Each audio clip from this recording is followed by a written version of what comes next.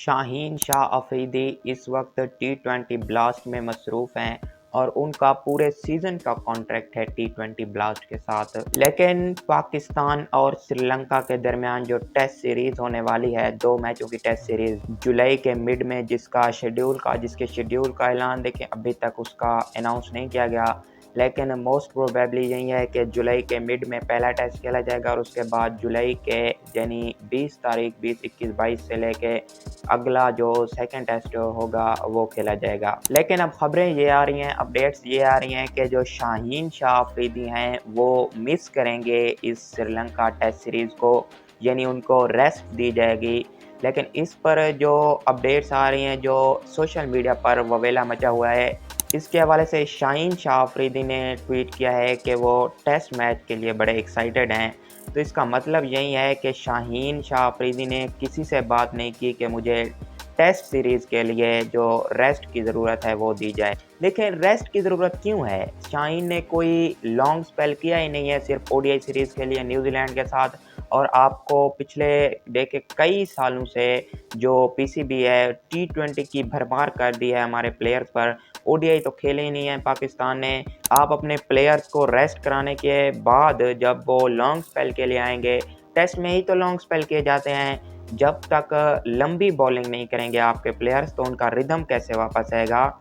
जो लेजेंड्स हैं पाकिस्तान के, वसीम अकरम हो गए, वकार यूनिस हो गए, मैं इनका एक दफ़ा बयान सुन रहा था, वो कहते हैं कि एक फ़ास्ट बॉलर जो होता है ना, एक फ़ास्ट बॉलर, उसके लिए जो लॉन्ग स्पेल होता है ना, जब वो एक लॉन्ग स्पेल करता है यानी टेस्ट मैच खेलता है या ओडीआई खेलता है, यानी 10 ओवर करता है, 20 ओवर करता है, तो उस वक्त उसकी जो बॉडी है वो रिस्पॉन्ड करना शुरू हो जाती है, बॉडी उसकी खुलती है, उसकी जान खुलती है, वो अपने रिदम में वापस आता है, यानी बॉलिंग कर करके उसका जो रिदम है वो वापस आता है। तो आपका जो शाहीन है वो इस वक्त टी20 ब्लास्ट खेल रहा है, आप टी20 से निकल कर ओडीआई में किस तरह शिफ्ट कराएंगे उसको?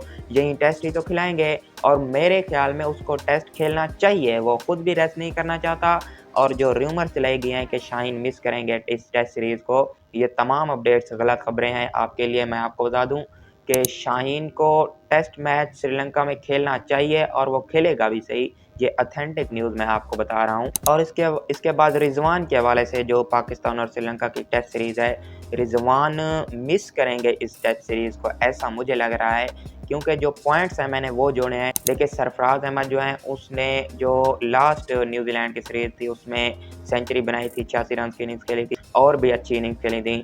उस टेस्ट सीरीज़ में रिजवान को रेस्ट दी गई थी और सरफराज को खिलाया गया था। अब खबरें ये आ रही हैं, देखें जो G20 कनाडा की एक लीग है, वहाँ पर रिजवान की ड्राफ्टिंग हो चुकी है, वहाँ पर रिजवान ने खुद को रजिस्टर करा लिया है।